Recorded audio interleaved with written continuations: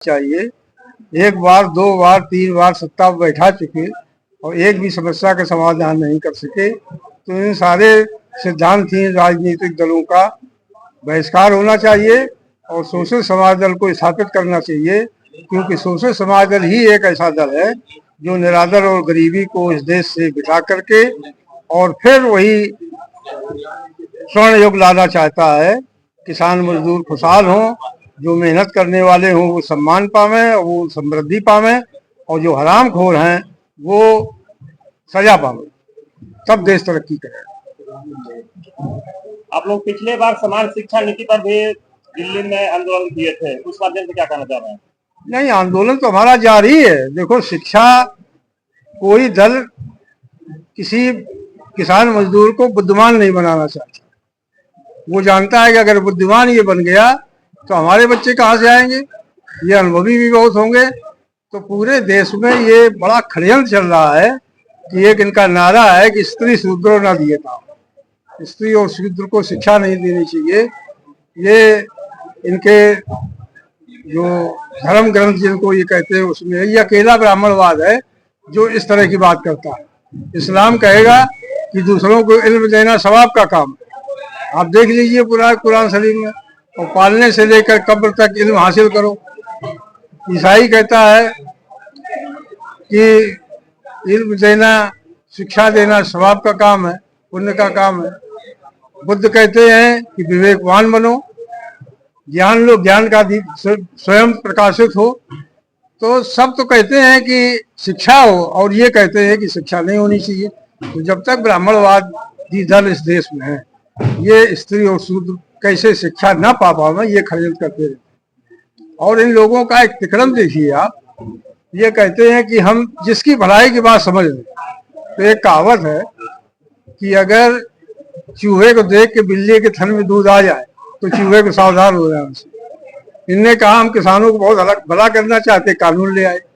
किसान जिसके लिए तुम कानून लाए वो विरोध कर रहा है कि कानून नहीं होना चाहिए, ये हमारे लिए घातक है। ये कहते कि ना, ये तुम्हारे हित का है।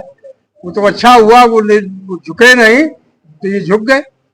इसी तरह से वक्फ बिल ले आए। अरे भाई, वक्फ बिल कहते हो कि तो मुसलमानों के हित में है, तो कोई वक्फ बोर्ड ने इसको तैयार किया है क्या, या वक्फ मंत्रालय ने तैयार किया? और तुम कहते हो मुसलमानों के हित में है। अच्छा, काहे हित में है कि ये धार्मिक कानून है, तो इसमें गैर धर्म के लोग हिंदू रहेंगे। अच्छा भाई, हिंदू रहेंगे, काहे रहेंगे? तो फिर राम मंदिर में काहे नहीं रहेंगे? और जितने मठ मंदिर हैं उसमें काहे नहीं रहेंगे? इसमें रहेंगे। बौद्ध गया मंदिर रहेंगे, वो बेचारे, उनका भी एक धर्म है, उनके मठ है। अब वहां पैसा हड़पने के लिए वहां से ब्राह्मणों ने कब्जा कर लिया। तो मतलब बेशर्मी की हद है कि जहाँ इनका रत्ती भर जहाँ वर्जित है जाना, वहां भी घुस जाते हैं और कहते हैं तुम्हारे तुम्हें। आपकी जब सरकार बनेगी तो 90% वालों की क्या स्थिति रहेगी? निरादर और गरीबी जड़ से नाश हो जाएगी, बेरोजगारी खत्म होगी, यही मालिक बनाएंगे। जो पूंजीपतियों का जो कब्जा है मिलों में, ये सब खत्म हो जाएगा। ये जो उत्पादन करेगा वही मिल भी चलाएगा। तो न बेकारी रहेगी, न भ्रष्टाचार होगा, न मिलावट होगी, और पूरा देश फिर खुशहाल हो जाएगा और भारत निर्यातक देश बनेगा। अभी तो इनके पास भेजने के लिए कुछ है ही नहीं सिवाय भ्रष्टाचार के।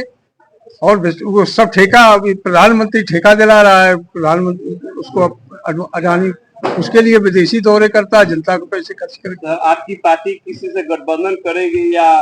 देखो, पहले तो ऐसा है ना, गठबंधन की बात तो तब आती है जब आदमी अपना हाथ पैर चलावे और मजबूती दिखावे, तो दोस्ती होती है। दोस्ती उसी तो होती है जो बराबर का होता है। तो हम लोग पहले उनके बराबर तो जाए, फिर बात सोचेंगे। पहले तो अपना मजबूती की बात कर रहे हैं कि हम जो बचे खुचे दिन हैं, इसमें हम पार्टी का स्वरूप, पार्टी का संगठन, पार्टी का विचार जनता के बीच में ले जाएंगे। इसके बाद फिर अपनी ताकत देखेंगे और फिर कौन समान विचार का सहयोगी है उससे बात करेंगे। देखिए सर, आपकी पार्टी जो है शोषित समाज कर रहा है, लेकिन समाज में आर्थिक, राजनीतिक, सामाजिक, शैक्षणिक लेकिन भारी असमानता दिखा जाएगा। लेकिन आपकी पार्टी जो है इसके लिए क्या कर रहा है सर? हमारी पार्टी की नीति है कि हम प्राथमिक शिक्षा अनिवार्य करेंगे, जो धारा 51 में 14A में, और सारी शिक्षा मुफ्त करेंगे, मानववादी करेंगे, एक समान होंगे, 2 तरह के स्कूल नहीं रहेंगे, और शिक्षा का व्यवसायीकरण पूरी तरह से बंद कर देंगे। सारी शिक्षा मुफ्त मिलेगी और अनिवार्य मिलेगी, वैज्ञानिक मिलेगी। अब तो प्रधानमंत्री कोई संकट आता तो कहता थाली बजाओ, ताली बजाओ।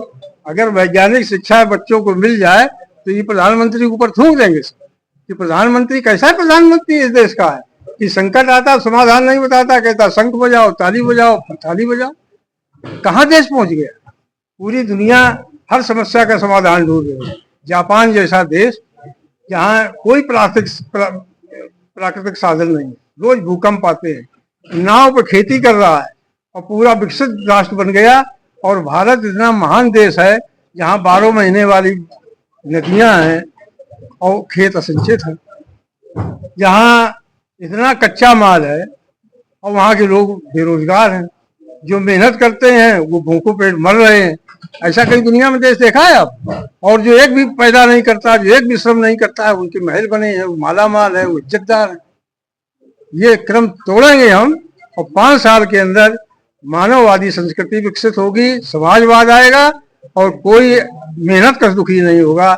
और जो चोर डकैत दुखी हो जाए तो अभी जो हत्याकांड हुआ पुलगांव में, तो उसको कैसे देखते हैं आप?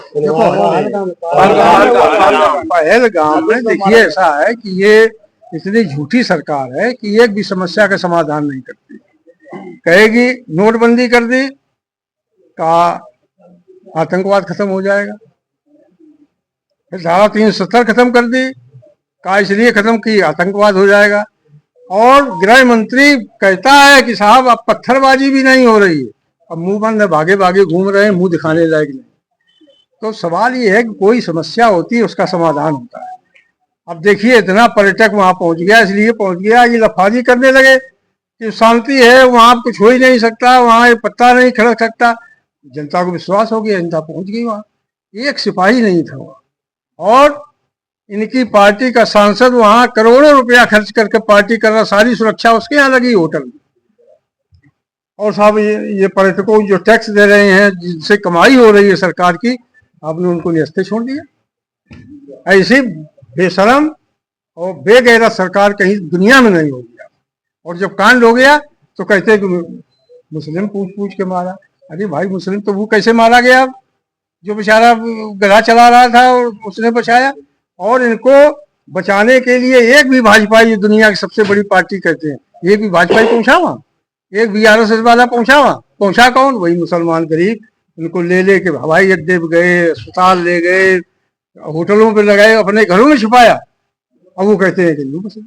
देखिए सर, आप कह रहे हैं कि आपकी जो राजनीतिक पार्टियां हैं वो सिद्धांत विहीन हो गई, लेकिन अभी बिहार के जो माननीय मुख्यमंत्री हैं वो भी तो समाजवादी दल से निकले हुए नेता हैं, लेकिन बिहार के संदर्भ में अभी क्या कहिएगा?